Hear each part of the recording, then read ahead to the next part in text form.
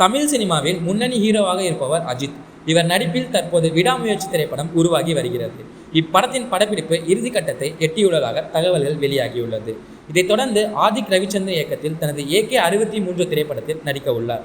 இப்படத்தின் முன் தயாரிப்பு பணிகள் தற்போது விறுவிறுப்பாக நடைபெற்று வருகிறது.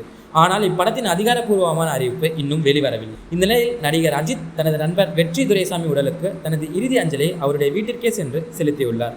அதிமுகவின் முன்னாள் MLA, முன்னாள் மேயர் உள்ளிட்ட பதவிகளை வகித்தவர் சைதை துரைசாமி. இவரது ஒரே மகன்தான் வெற்றி துரைசாமி.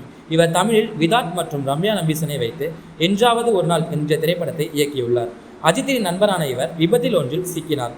இமாச்சல் பிரதேசத்தில் நடந்த விபத்தில் சட்லஜ் ஆற்றில் வெற்றி துரைசாமி சென்ற கார் கவிழ்ந்து விபத்துக்குள்ளானது. இந்த விபத்தில் வெற்றியுடன் சென்ற உதவியாளர் கோபிநாத் பத்திரமாக மீட்கப்பட்டார். ஆனால் வெற்றி கிடைக்கவில்லை. மீட்பு பணியரும் போலீசாரும் அவரை தேடி வந்தனர். 8 நாட்களாகியும் அவர் கிடைக்கவில்லை. இதன் பின் அவருடைய iPhone உடைமைகள் எல்லாம் கிடைத்தன.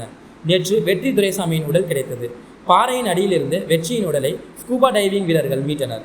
இந்த நிலையில் வெற்றியின் உடலுக்கு இன்று மாலை 6 மணிக்கு இறுதி சடங்குகள் நடைபெற்று வருகின்றன. இந்த நிலையில் வெற்றியின் நண்பரான அஜித் அவரது உடலுக்கு இறுதி அஞ்சலி செலுத்துவதற்காக சென்றுள்ளார். மனமுடைந்து செல்லும் அஜித்தின் வீடியோ தற்போது இணையதளத்தில் ரசிகர்கள் மத்தியில் வைரலாகி வருகிறது. இதோ அந்த வீடியோ.